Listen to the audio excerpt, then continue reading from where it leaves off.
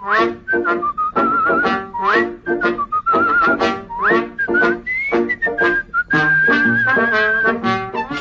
by H.G. Wells, dramatised by Michelin Wanda, music by Ilona Second, with Mark Straker as Kipps, Nickolas Grace as Chitterlow, Kathryn Hurlbutt as Helen, and Paul Daneman as H.G. Wells the storyteller.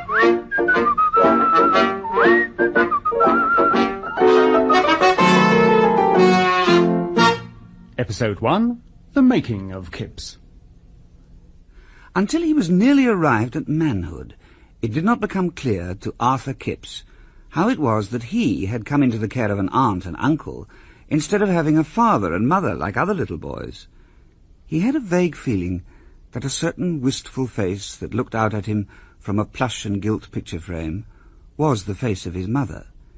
He knew that she had provided for him to be sent to a certain rather smart school in Hastings, and he vaguely thought that perhaps she was dead, and that was why his uncle and aunt never spoke of her. But, like many boys, concerned only with the moment, he did not worry about what he did not know. Meanwhile, his aunt and uncle were the immediate gods of his world, with arbitrary injunctions and high, if sometimes inscrutable, standards. Can I have more pie, Aunt? When you've finished what's on your plate. Right. Drat and drabbit! What on earth is that noise for? Oh, don't gobble, Artie. It's not nice. And don't talk with your mouth full. You heard your uncle. Now hold your knife proper, or I'll rip your knuckles. You don't want that, do you? No, Aunt. Mind your manners, then. And yet his uncle always finished up his gravy with his knife. Very strange. There were, however, small compensations. His uncle kept a shop, which held a mine of treasures, china and stationery, needles and cottons, bathing suits, tents, and even trumpets, which he was allowed to hold, but not to blow. I've finished my tea. Can I go to play, please? As long as you ain't going to play with that little Sid Pornick from next door. No. That old Pornick's a blaring jackass. I swear he waits to beat his back until the wind's in the right direction to blow the dust right in my shop. Can I go, then? Oh, all right. Go out the back way and you'll avoid the Pornicks. You'll have to say your catechism later, Name. Oh, that boy. Kipps always thought of his aunt as lean, rather worried-looking, and prone to a certain obliquity of cap. He thought of his uncle as massive, many-chinned, and careless about his buttons. They neither visited nor received visitors, being suspicious of everyone. According to the English ideal, they kept themselves to themselves. Kipps, being of a sociable disposition, could only make friends through the sin of disobedience. Hello, Sid Pornick. Oh, no, Artie Kipps. I brought my sister Anne, and she's brought her doll. Hello, Sid, sister. Hello, Artie. What are you doing, Sid? Watching them goats. Look at them. They're gone off scrap. Here, that goat looks like you're dead. They don't. You do? You just watch it. Do you know what a blaring jackass is? Nah. It's what my uncle called your dad. Did he? Oh, that's nasty. Is it? Sounds right to me. You better swallow that or I'll fight you.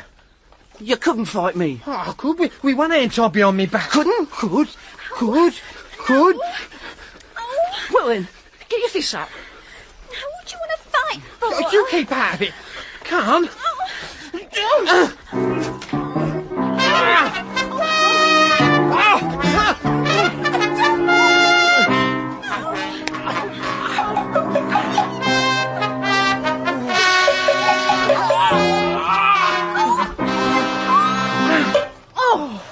Yeah. You got a black eye. You got one and all? My nose is bleeding. So's mine. Who's won then? I don't know. Perhaps we both won. Oh. Yeah, that's it. We both won. I won and you won. Friends. Shake on it. Right. There, Anne. What do you think of that? I think fighting's really stupid. Oh, yeah? Does your doll think fighting's stupid? Of course she does. We'll give her a chance to decide for leave us herself. alone, Sid. There. Oh, leave off, there. Sid. Leave my doll alone. No, I only get a black eye. Stop it. Like we got. Leave off, Sid. Oh, tell Dad, and he'll whack you. Will your dad whack you? Oh, yeah. But I put newspaper down my trousers. Really don't hurt at all. Here. I hope you ain't torn my jacket. Let's have a look. No, it's not tall. It's just a bit dirty. Yeah, I'll brush it off. You don't know what a mess. So do you. You want to fight about it? Now, done enough fighting for now. If we was real soldiers, you know, we'd look a mess all the time. Me mum wouldn't like that. Nor my aunt. We best not be soldiers then, eh?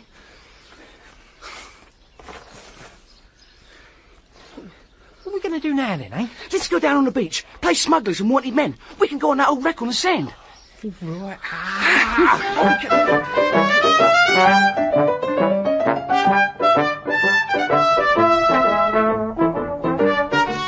All this was possible, of course, only during the holidays.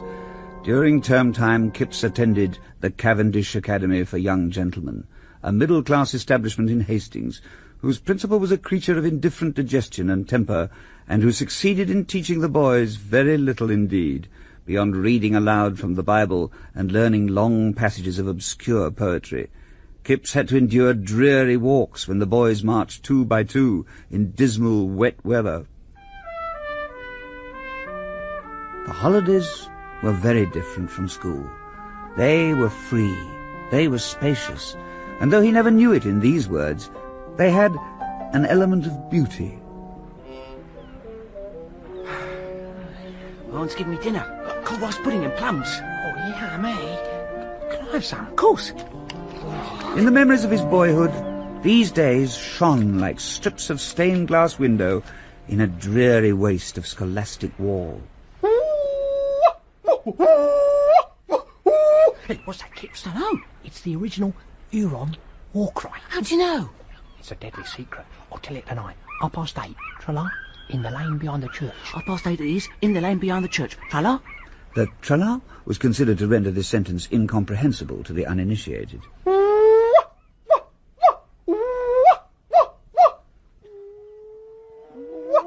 Oh, small boys are so damnably loud. Here, don't swear. Sorry, Kipps. How do you know my name? Who are you? Mr. H.G. Wells, at your service, Master Kipps. Oh, I've seen you before. You've been following me around, haven't you? I'm interested in you. Get off. I know all about you. Oh, yeah? Indeed. Possibly more than you know yourself. Get off. At that moment, there appeared along by the churchyard wall a girl in a short frock, brown-haired with dark blue eyes. Anne Pornick, she whose doll Sid had broken. How'd you know that? Never you mind. But you... Shh! She's going to say something to you. Artie, I come to tell you Sid will be late. Father's made him dust all the boxes in the shop. What on earth for? I don't know. Oh. Sid's left school now, you know. I know. You left school. Just about to. Sid's going to be a sea captain. What you going to be? What? Sea captain? Look, I can hop. Nice. I can run as well. Can you run? I can run fast. Oh, I can run. I'll run you any day. Right then, run you now. Far is that tree over there? Right, you ready? Oh, give you a start. From here. Right then, you ready? Ready? Right. Off!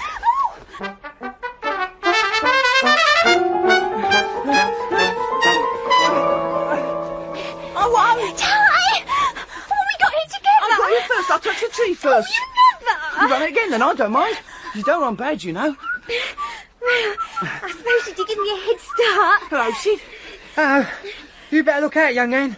Mother wants you to go home and help with the dishes.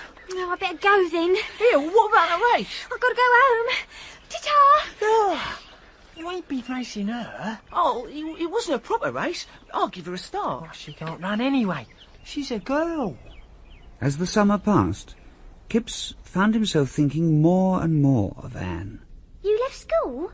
What you going to be? He couldn't explain why, but every detail about her face, her hair, her every word remained with him, even when he was engaged in far more important activities, such as joining Sid on the old wreck washed up on the beach. Now, hold on, Artie. This ship has been taking provisions to war, and it's got shot at, and it's sinking fast. We're sailors, brave to the end. Your sister ain't a bad sort. I clatter a lot.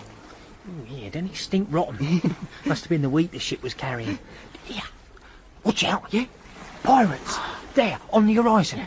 Yeah, grab this musket. Have at you, you lousy pirates! Bang! Bang! Bang! Bang! Take that! Now we're shipwrecked. Floating along without food or water. Haggard upon stagnant ocean. Isn't it nice having sisters? No, it ain't. Why not? When they know too much, they get out of doing things. Sisters is rot. That's what sisters is. Girls, if you like. But sisters, nah. But ain't sisters girls? No. Well, of course, I didn't mean... Well, I wasn't exactly thinking... You got a girl? Well, sort of. Well, not... I got a girl. No. I have. Bet you don't know who she is. Who is it then? Tell us. Secret. Secret? Dying solemn. Dying solemn. Swear by Neptune. I swear by Neptune. It begins with, name. Yeah? Maud Jarvis. Get that! She ain't your girl, Sid Pornick. She's the vicar's daughter. She is? Truth? But she's got a bicycle. Cross my heart and hope to die. Well... Does she know she's your girl? I'd die for that girl, Artie Kipps. If she was to ask me to chuck myself in this sea for her, I would. Well... I read this book, see, it's a love story. Now, there's a chap in it, just like me, a baronet. He is a person of volcanic passions concealed beneath a demeanour of icy cynicism.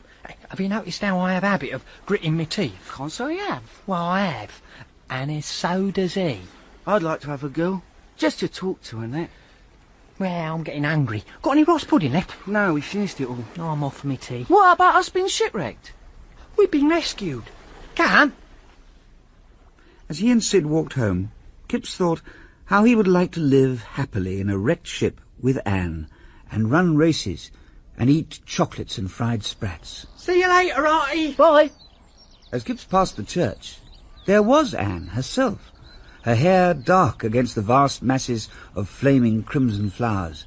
Kipps stopped with a resolute shyness. Hello, Anne. Hello, Artie Kipps. I've been thinking. I like you, Anne. I like you, Artie. I wish you was my girl, Anne. I say, will you be my girl? Would you like to be my girl? Well, yeah, all right. If you like, Artie. All right, then. Then you are. All right, then. What you going to do now you left school? I'm going to be apprenticed to a draper in Folkestone. When? Next week. Oh. I've got new trousers and a black coat and 4 new shirts. Anne, I've got this idea. I read in a magazine, Tidbits actually, that lovers give each other tokens. What's a token? Well, you take something and divide it in 2. Like you might take 6pence and break it in 2. Well, why should you do that? Well, it's no good if it's broke. Well, you divide it in 2 and then you keep 1 bit each. Well, that's what a token is. Look, I've got a 6pence here. I'll show you. I'll use my knife. Oh! Careful. Oh, jam my finger. Oh, it's no good. See, the idea is I have half and you have half. And when we're separated, you look at yours and I look at mine, and we think of each other. Tell you what, I know when my father keeps a file. Well, I can have a go at it. I'll easily do it. All right, here you are. Ta. Anne, I do love you, really. I'll do anything for you, and I'll... What? And I wish you let me... Can I kiss you? Oh, don't be silly, Artie. Oh, come on. No, it's silly. But what good is you be my girl if I can't kiss you? It's silly. I don't want to. Well, we might as well go home then. Suits me. Right then. Goodbye, Anne. See you, Artie. I do love you, Anne Pornick.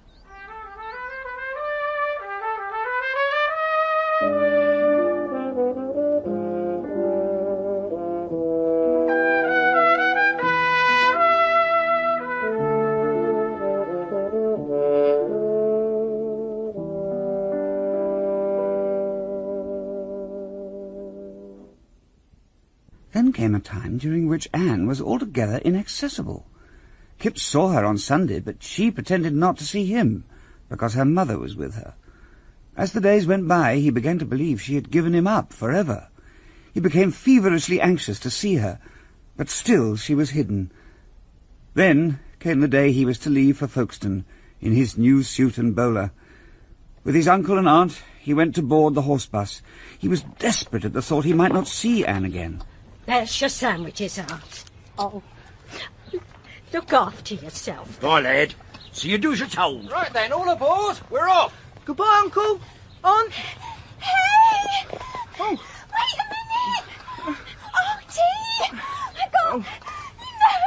I've done it! Hey, driver, hold on for a tiff. Just a tiff. You got your head, lad? Yes, no, just a tick. Here, I done it this morning. The sixpence. Take your half. Oh, Anne.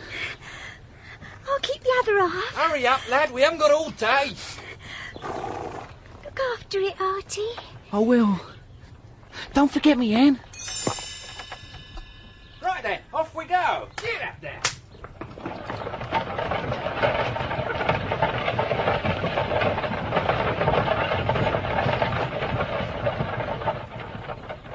When Kipps left New Romney, he was 14, thin, with smallish features, and eyes that were sometimes dark and sometimes very light.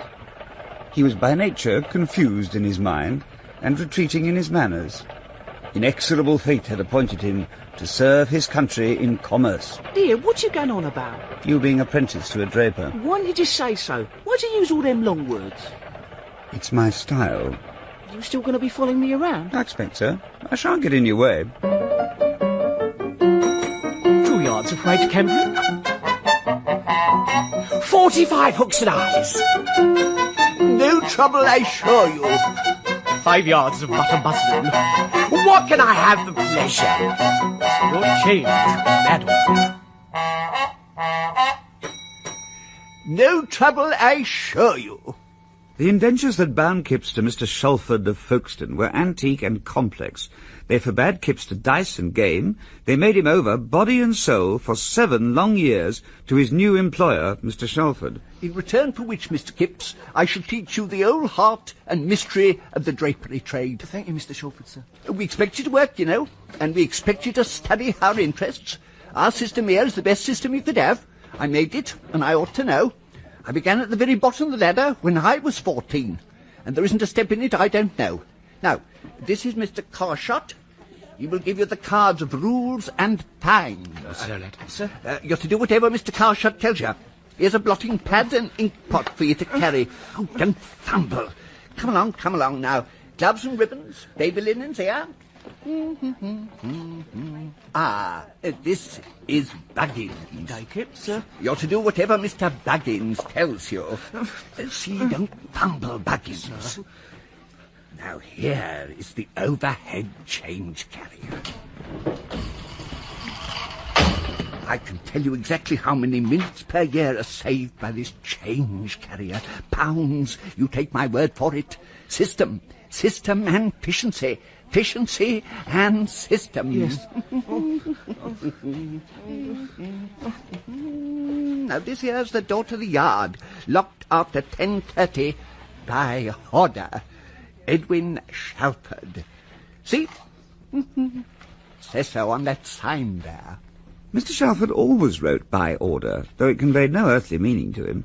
He was one of those people who collect technicalities upon them as a bug collects dirt. He was an irascible, energetic little man, with hairy hands, for the most part under his coat-tails, a long, shiny, bald head, and a neatly trimmed beard. He walked lightly and with a confident jerk, and he was given to humming. His establishment was now one of the most considerable in Folkestone, and this despite, perhaps because of, a very strange and peculiar use of the English language, which he believed was essential to business efficiency. Can you write out orders, Kipps? Oh, I don't know, Mr. Shalford. Well, look here. For example, I've written 1 piece Lynn hot black Hellas. What do I mean by that, eh? I don't know, sir. And then 2 each silk net as per Pat's herewith. Don't know, sir. Ah, there. Pity you couldn't get some more commercial education at your school, instead of all this literary stuff. Well, my boy, if you're not a bit sharper, you'll never learn to write orders proper. For now, you best stick stamps and all them letters, and mind you stick 'em the right way up. Yes, sir. And try and profit a little more by the opportunities your aunt and uncle have provided. Can't see what'll happen to you if you don't. Yes, sir. Now, lick the envelope, like this, see? It's the little things that mount up. That's how you learn. Mr. Shalford set himself assiduously to get as much out of Kipps and to put as little into him as he could.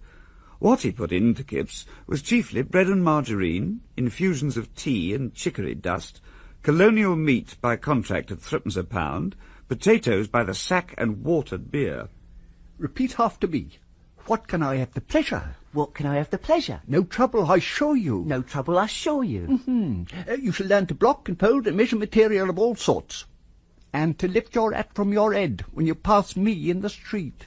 In return for these benefits, he worked so that he commonly went to bed exhausted and footsore, and at 6:30 in the morning he would descend, unwashed, in old clothes and a scarf, dust boxes, take down wrappers, and clean windows till 8. Kip, shift these boxes for me. Roll that cretin up, Kip. It seems to have a mind of its own, Mr. Buggins. Oh, my heart and liver, I never seen such a boy. Now then, Kips, look lively. Hold up them curtains. They're very heavy, Mr. Carshaw. Of course they're heavy. Oh, my heart and liver. Rarely much later than 9 at night, a supper of bread and cheese awaited him, and that consumed, the rest of the day was entirely at his disposal for reading, recreation, and the improvement of his mind. Oh, I'm that tired. Good night, Buggins. Good night. Good night.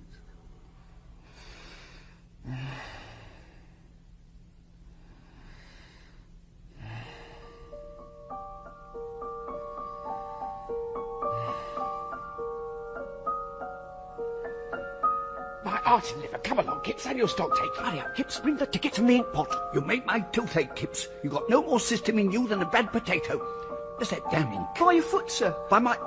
There now, I've kicked it over. Why can't you hold it till I need it? Because I'm holding the tickets, sir. I don't know. No more system than a bad potato. Oh, dear. Here, Artie, take it. I done it this morning. The 6pence. When you get too old to work, they chuck you away. Can't a draper get a shop of his own? How's a draper shopman to save up the capital of £500? It can't be done. We're in a blessed drain pipe and we've got to crawl along it till we die. I'd like to hit that beggar Salford slap in the face and see how his blessed system met that.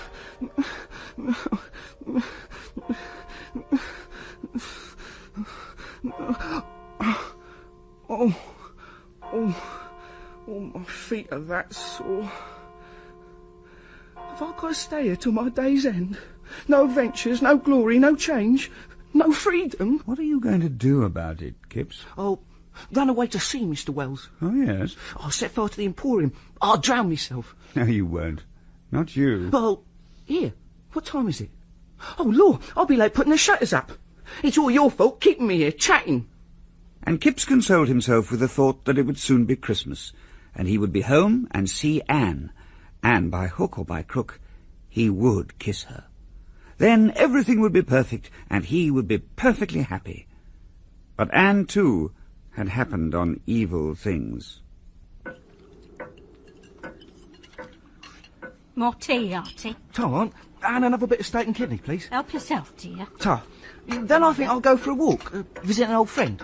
Old Sid, maybe. Oh, they've cleared out the Pornicks. Good riddance to bad rubbish, I say. Cleared out? Yeah, Sid's gone off as errand boy somewhere to one of these here blasted new cycle shops. Has he? And what about his sister, Anne? She's gone as help to somewhere in Ashford. Help. Slavey, more like. Wonder they didn't say ladies' help while they was about it. I see. Ain't you going to finish your pie, Artie? No, I ain't as hungry as I thought. You happy at Shotford's, then? Oh, it's all right. There don't seem much prospects. There's times, Aunt, when I think of giving it up. You can't do that, Artie. Do you want the Pornicks to say you ain't good enough to be a draper? No, Uncle, I suppose not.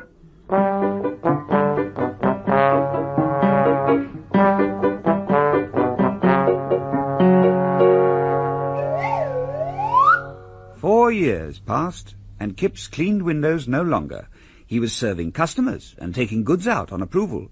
Presently he was third apprentice, and his moustache began to be visible. Mr. Kipps, I do believe you need some sartorial help. What's that when it's at home, Mr. Carshaw? I suggest you go to a tailor and replace your short jacket with a morning coat and tails. Should I? What, and get some stand-up collars? Like yours? You'll see, Mr. Kipps, how the young ladies will notice you. Oh, go away. I mean it. Look, Flo Bates, the cash girl, is looking at you very hard.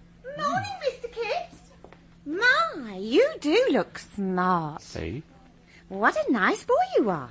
I never noticed till now. Do you think so, Miss Bates? Kipps, what? It is painful to me to see how your fidelity to Anne's memory fails at the first onset of admiration from another young lady. Go away, you! Did you say something, Mr. Kipps? I was just thinking out loud. Looking forward to Sunday. Yes. Well, now, would you like to go for a walk with me on Sunday, then? Would I?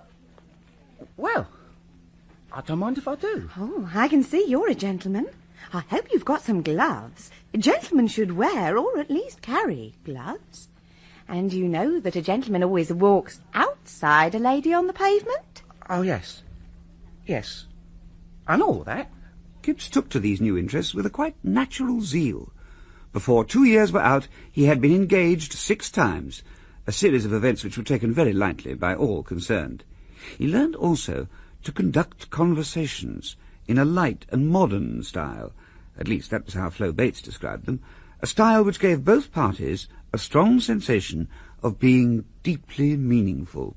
You see, Flo Bates, you mean exactly what I mean. Well, what do you mean? Ah, now that would be telling. Well, tell me then. Ah, that's another story. I don't know, Mr. Artie Kipps. You are a one for being roundabout. Well, you're not so plain yourself, you know. Not so plain? No.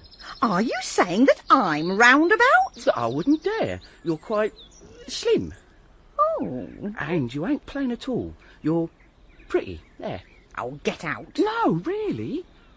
I say. What? Where'd you get that ring on your finger? Wouldn't you like to know? I dare say I could guess. I seen you chatting to the under-manager. I'm not telling. I could guess it in 3. You couldn't? Not the name. Ah. Ah. But despite this rather enjoyable flirtation with Flo, a vague dissatisfaction with life drifted round Kipps, and every now and then enveloped him like a sea fog. He felt great bogs of ignorance about him. There must be more to life than walking outside a lady on the pavement, Mr. Wells. Isn't there something else? Like what? Like knowledge. Real ladies and gentlemen, they got knowledge. They know things. There's a girl in Mennery what can speak French and German. She taught me a bit. Parlez-vous Français? Well done. You know, I've forgotten all me rivers of England what I learned at school. But I've got to do something. I suppose some such phase of discontent is a normal thing in every young man. The ripening mind seeks something upon which its will may crystallize, upon which its discursive emotions, growing more abundant with each year of life, may concentrate. I don't know what you're on about. In that case, I think a little visit to the Folkestone Young Men's Association is in order. You see, my friends before you, a very sound example of that which I've been propounding to you. A man who has benefited enormously from self-help. A man of semi-independent means who has the good fortune to inherit a part share in a housing agency, but who has not rested upon such laurels. Oh, no. I have read Mrs. Humphrey Ward. I take an interest in social work. I sit at the last count upon 13 committees. I'm happiest when I can be useful upon social occasions, and such, I trust, has been my function here today. Thank you very much indeed, my friends. May I thank you all for listening so carefully to my little paper on self-help. Self-help is by far the noblest of all our distinctive English characteristics. And since talking about it is as thirsty workers listening, I suggest we all adjourn and help ourselves to some tea and sandwiches in the other room. Please, thank you very much. Good evening. Haven't seen you here before. No, it's my first visit. Delighted. Chester Coote at your service. Kipps. Artie Kipps. Pleased to meet you. I hope you've enjoyed the evening. Oh, yes. What do you think of my little paper? Now, that's just it. I must find out how to get a little self-help on my own account. Have you considered the local science and art classes? Not school. No. I say, you could come with me to wood carving.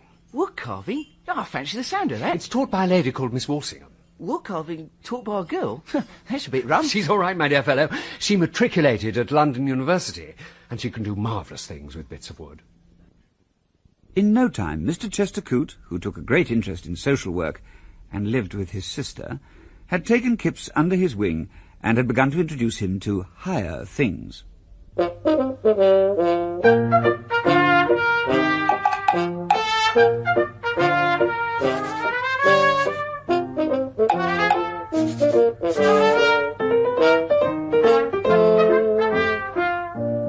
Well, Mr. Kipps, to our little class. Mr. Coote will show you around.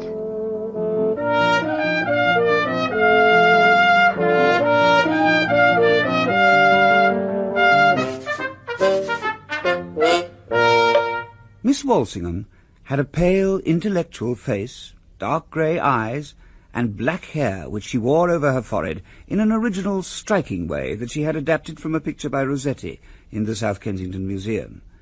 She dressed in those loose and pleasant forms and those soft-tempered shades that arose in England in the socialistic aesthetic epoch, and which remain with us today in those who scorn science fiction and think on higher planes. She was as beautiful as most beautiful people. And this is Emily. How do you do, Mr. Kipps? And Miss Lomax, a maiden lady of riper years. How do, young man? Yes, come on. I'll show you where you can work. These people came and went with a sense of absolute assurance against an overwhelming background of plaster casts, diagrams and tables, benches, and a blackboard saturated with recondite knowledge. I'll bet they know etiquette, these people, and eat complicated meals. As the weeks passed, he was convinced that they held the secrets to art and the higher life. Mr. Coote, do you remember the scandal at last year's Royal Academy opening? Oh, yes, Miss Walshingham, indeed I do. What are they talking about? You feel like an intruder in an altitudinous world? No, just left out. Kipps felt even more uncertain after one class when confidences were shared over coffee. On this occasion, Mr. Henry Walshingham, Helen's brother, was present. Mr. Walshingham, when will you be moving to London? When I have taken my final examinations in law, Miss Emily. Henry is going to become a solicitor, Mr. Kipps. We are very proud of him. No nonsense, Helen. It's nothing terribly clever. It sounds clever, but I never took any examination. Where'd you take it to? It's more like where it takes you, Mr. Kipps. It's taking me to London, thank goodness. And I shall be able to visit you and go to concerts. Oh, Helen, perhaps you could give a concert yourself one day. I've always wanted to play the banjo. I could never be a professional pianist, Emily. Yes. Marvellous. This extraordinary self-confidence shown by the others spurred Kipps to seek an opportunity for some kind of action which would make the others notice him. One day in summer, such an opportunity arose, and Kipps put his fledgling manhood to the test. How are you getting on with your carving, Mr. Kipps? Well, let me see. Now, don't jab so hard. Your intersecting circles will be all angular and crooked. Now, let me show you. Hold the wood in your left hand, like so. That's right. I see, Miss Walshingham. Now, you do it. That's very good. Oh, isn't it warm today, Mr. Kipps? I'll just open a window and come back and watch you. Oh, let me do it, Miss Walshingham. Oh, thank you. That is most kind. No trouble. It's just... Oh, I think it's a bit stuck. do be careful. No trouble. Perhaps the sash is broken. Honest, no trouble. One more here to do it. There. Oh, dear. I'm tremendously sorry. I didn't think the glass would break like that. Oh, Mr. Kipps, I do believe you've cut your hand. Emily, do come and help. Oh, why, you've cut your hand, Mr. Kipps. It looks bad. Miss Lomax, could you... Young man, you've cut your wrist. It's bleeding. He's cut his wrist and it's bleeding. Dreadful. I hadn't the slightest idea the glass was going to break like that. You must tie it up. We must tie it up. It ought to be tied up. Oh, me blood's dripping all over the floor, Miss Walshingham. Look, I'll lick it off. Please don't. All right, me hanky. Now, where's me hanky? I should think it's very bad cut to bleed like that. Have you got a handkerchief, Mr. Kipps? I don't know how I managed not to have one. Not having a cold, I suppose. I didn't think. Oh, dear. More blood. I am sorry. Here, use my handkerchief. Oh, no. You must be careful how you tie it. I've done ambulance classes twice, and I know you bleed one way if it's a vein and another way if it's an artery. But which way it is, Here, I'll bandage it. Just pull up your cuff. Lucky I put on my shirt with good cuffs. You should see how frayed me others are. I'll hold your hand. Oh.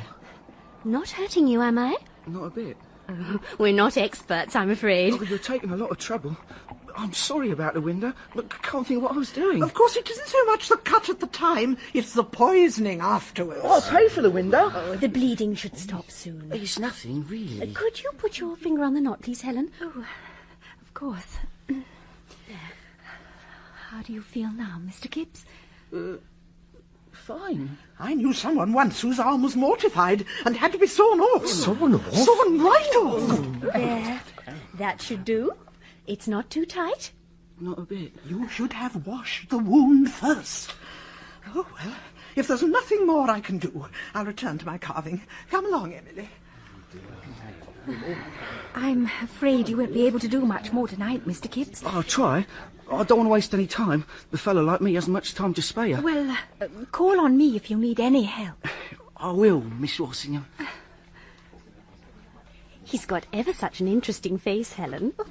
He's so sweet when he blushes. I think it comes from a natural delicacy. I reckon he's a little in love with you, Helen. Don't be silly, Emily. Well, look at him. He keeps sneaking little looks at you.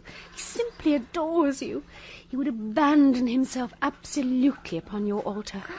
But, my dear, what have I done to deserve it? That's just it. You haven't done anything. I think you'd make a good match. I'm going over to have a word with him. Oh, Emily.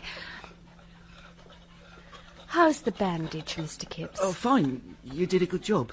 How will you manage at work tomorrow? Oh, I'll be all right. Do you like your job? Not very much. I don't seem to get on with the customers. Well, that's because you're far too sensitive for a job like that. Do you think so? I feel so ignorant. I get this feeling that education is just passing me by. I think you owe it to yourself to develop your possibilities, Mr. Kipps. There are all sorts of interesting people you could know. Very nice, Mr. Coods. There's Miss Walshingham now.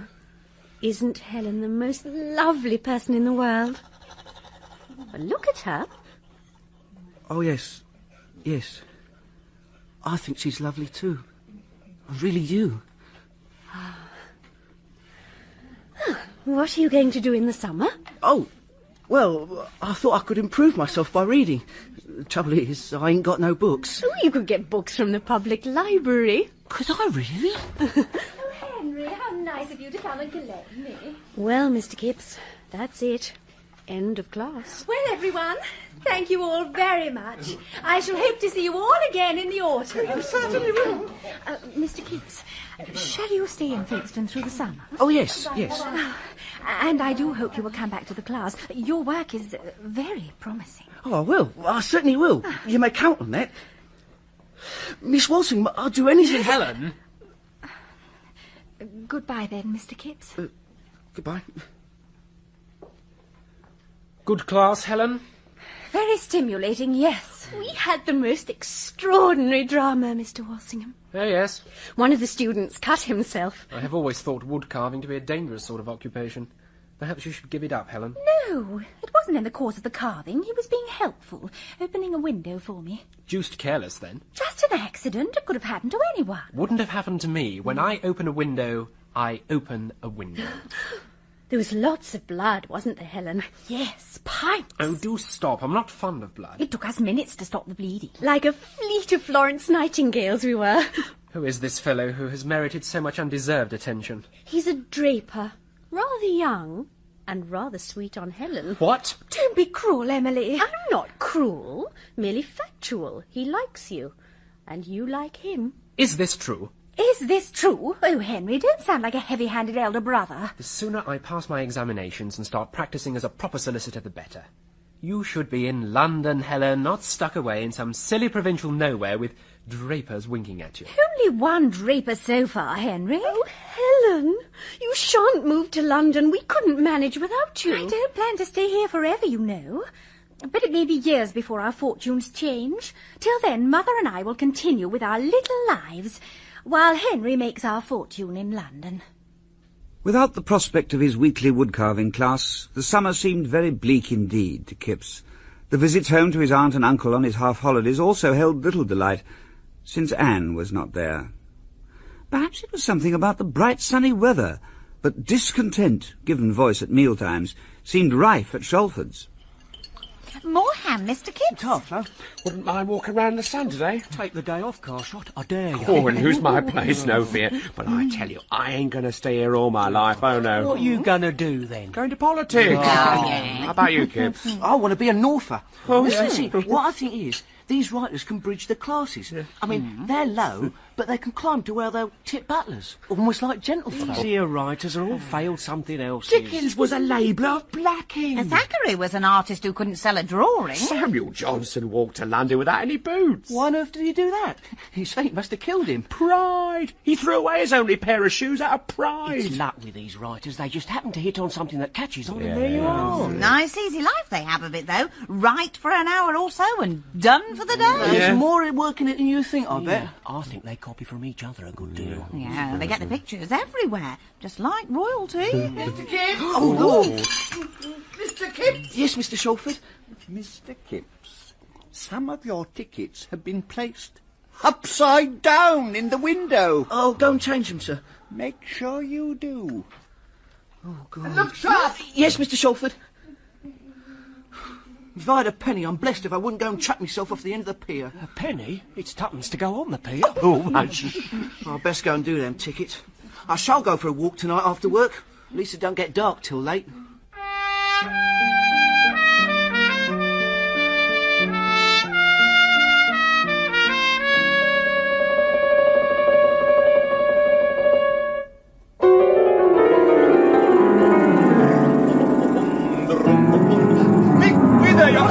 Who's that? Where? It's in me way!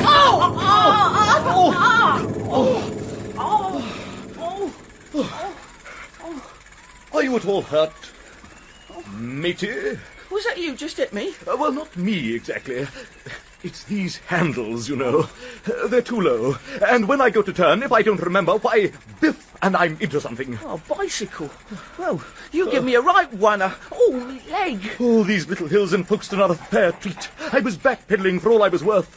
Honest. I do believe I'm bleeding. And me trouser legs all torn down. You really ought to be more careful. Holy smoke. You really are a bit chewed up. I say, come to my diggings and I'll sew it up. Of course, I'm entirely to blame. Oh, Lord, there's a copper. Don't let on I ran you down, will you? Might be a bit awkward for me. It's all right. He's going the other way. Oh, good. Come on, I'm just around the corner. Kit's new friend was a figure with slightly anterior plumpness, progressing buoyantly on knickerbockered legs with quite enormous calves. Legs that, contrasting with Kip's own practice, were even exuberantly turned out at the knees and toes. On his head he wore a cycling cap, from beneath which protruded straight wisps of dark red hair. Accidents will happen, you know, especially when you get me on a bicycle. You aren't the first I've run down, not by any manner of means. Most men, after a bump like that, would have been spiteful, but you were a fair bit of all right about that policeman. The least I can do is stand you a needle and thread. There isn't many men would have acted as you did. Cool as a cucumber. Ah, a real gentleman. Oh. Here we are. Come in. Come in. Make yourself at home. I'll get us a drink. Kipps took in the shabby ensemble of the little room. A round table covered with a torn red cloth, an extinct fire, a number of dusty postcards and memoranda stuck round the mirror, a table littered with papers and cigarette ash. Here we are, then. Whiskey. Good old Methuselah. Canadian rye. There we are. Cheers. Cheers. Nice room. Have a good look round. What do you take me to be? I don't know. These photos. That lady in tights, that's a bit odd. Is this you, in that funny costume?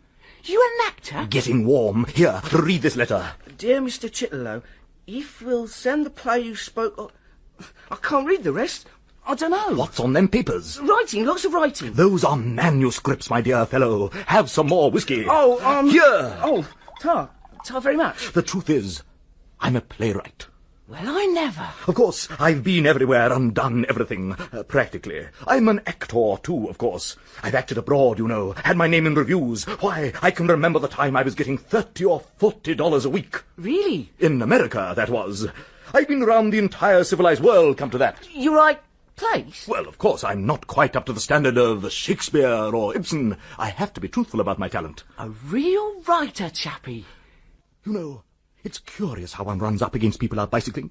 I was just wanting someone to talk to a bit. Half an hour ago, I didn't know you existed. And here we are, talking like old friends. Have a cigarette. Oh, don't mind if I do.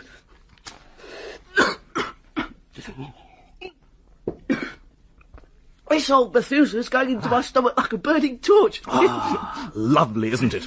Some people like soda with their whiskey. I don't. No more do I. That's my man. Here. You know, you are a fellow of great promise. You're the sort of chap a chap like myself can sit and discourse with. Let me tell you, most of the coves I come across in the course of my theatrical wanderings... Lord, that's not 10 o'clock, is it? Must be. Don't worry, it's early yet. I'll best be going now. The fact is, Mr. Shalford, that's my boss at the Emporium, he shuts the house door at 10:30. Hold on, old chap, hold on. You can't go back with your trouser in that state. Here, I'll sew up the tear. Won't take a minute. You fill up your glass while I get a needle and thread. Well... Go on. Take me half a minute. I'm an expert with a needle. Ah, found it. Now, you just put your foot on that chair so as I can see what I'm doing.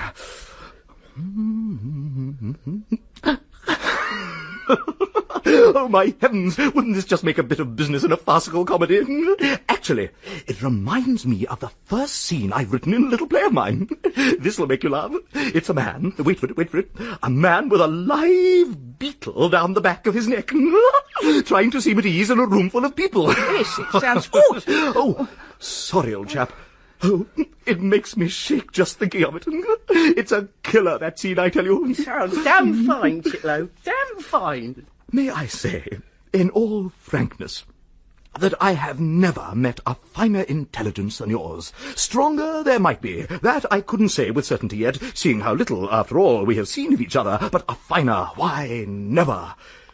It really is a shame that such a fine, and not to say discriminating intelligence should be nightly locked up at 10. 10:30, and... They won't lock you out. You know, I've half a mind to recommend a friend of mine, editor of a London daily paper, to put you forthwith as dramatic critic in place of the current fool. You do right, I take it. Well, I don't think I've ever made up anything for print. I'd have a thundering good try, though. Mind you, I've written window tickets often enough, made 'em up and everything. You'd be all the fresher for not having done it before. I don't suppose you'd be very literary, but I don't believe in the literary critics any more than in literary playwrights. Plays ain't literature. I don't suppose they are, really. Exactly. Plays is plays. No, you're wasted down here, I say. I'm hanged if I wouldn't like your opinion of these first 2 acts of this tragedy I'm onto. It wouldn't take more than an hour to read. Well, there's the time. So there is. Let's go then. You all right? Oh! Something stabbed me in the leg. Bless me, if I didn't leave the needle sticking in your trouser leg. Here, I'll just bite the cotton off. There. How does it feel? I'll try walking. Here. I don't seem to be able to walk as straight as I used to. Oh, dear. What's up?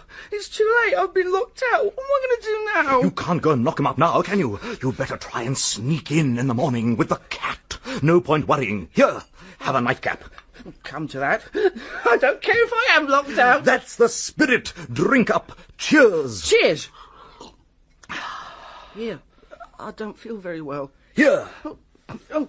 Come and stick your head out of the window, then. Oh, look. The moon's spinning round and round. Very inspiring is moonlight. Ah, love in the moonlight. Have you much experience of love in the moonlight? A little. I remember once a moonlight lover's quarrel with the daughter of a clergyman in York. They say you can't love 2 women at once, but I tell you, it's rot. Oh, yes. I know all about that. You can love 2 women at once. I know all about that one. You feeling better now? Yes, thanks. I'll close the window then. People say that loving more than one woman interferes with work. Not a bit of it. Artists must do it. The work couldn't go on without it. Artists haven't the temperament for the work if they're not in love with at least 2 women. That's just it. However, it is sometimes true that the morals of the theatre do leave a little something to be desired. Adventure and the flesh. That's the thing, you know. I've sown my wild oats, one has to, but now I'm happily married to a born lady. Her father's a prominent solicitor in Kentish Town, mother second cousin to the wife of Abel Jones, fashionable portrait painter, almost society people in a way. Is that so? Oh, that doesn't count with me anyhow. I'm no snob. Mrs. Chitterlow possesses, and I say this without fear of contradiction, the very finest, completely untrained contralto voice in all the world. to hear it properly, you want a big hall. What does her family... Oh, think of my playwriting. Oh, they see it as unremunerated... no money in it. But you and I both know that success and wealth are there. Only patience and perseverance are needed. Can I have a little Oh, more... Methuselah, certainly help yourself. See, character has you. You can't get away from character. It's that what makes tragedy, psychology. It's the Greek irony, Ibsen and all that. Oh, I've mentioned Ibsen, haven't I? You do know Ibsen. Oh, yes. Not exactly as a personal friend, but... Well, there's one or two points where he is, how shall I say, a little defective. Who's a little detective? And by chance, they happen to be points I am strong in. Of course, I have no desire to place myself on an equal footing with him, but honestly now, do you think Ibsen has ever seen a decent fight in a bar? Of course not. My new tragedy. In my opinion, it is as well constructed as anything Ibsen ever did. Shall I read it to you? Well... No, you're quite right. I'll tell you about it. That's simpler, because most of it is still unwritten. Oh.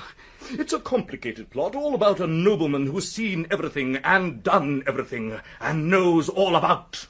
women. Oh, damn fine, old man, damn fine. I knew you'd see it, old boy. That's just the sort of thing the literary critic can't see. My hero, you see, is strong and ready for anything. You got a talent, Chitterlow. You and old Methuselah. And just before he gets the girl, my hero, Kipps by name. What? I said, my hero... No, now, what's that you said?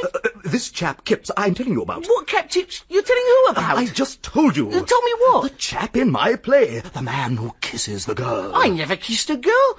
Leastwise, I can't remember if I ever kissed Anne Pornick or not. She used to live next door. I meant to kiss, but... No, it ain't me. What ain't me? My name's Kipps, but I ain't kissed a girl, never. But he has. In my play, he does. I tell you, I haven't. My name is Kipps. That's me.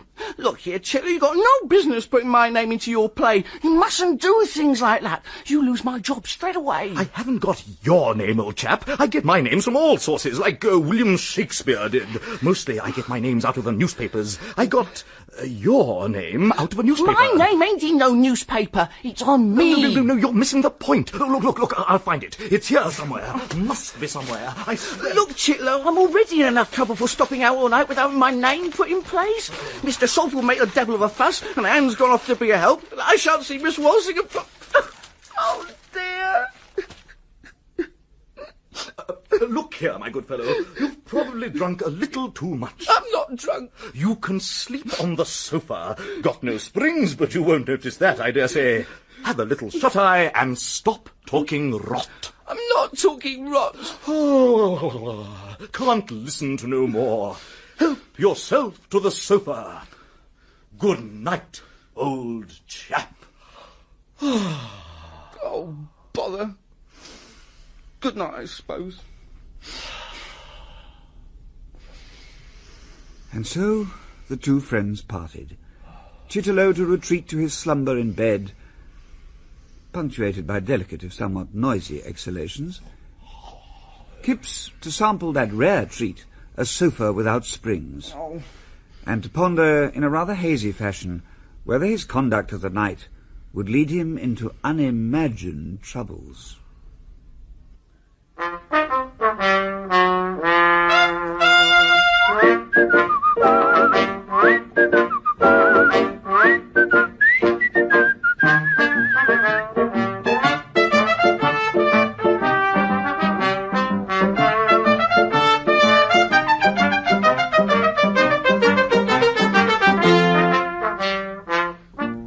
Daneman played H.G. Wells, Mark Straker, Kipps, and Nickolas Grace Chitterlow in the first episode of Kipps by H.G. Wells, which has been dramatised in 5 episodes by Micheline Wonder.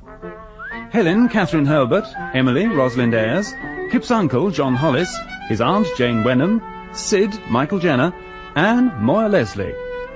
Mr. Shalford, Michael Bilton, Buggins, John Webb, Carshot, Christopher Biggins, Flo, Helen Atkinson Wood, Driver, John Strickland, Chester Coots, Christopher Good, Henry Walshingham, Spencer Banks, and Miss Lomax, Margot Boyd. The music was composed by Ilona Sekach. Kipps was directed by Martin Jenkins.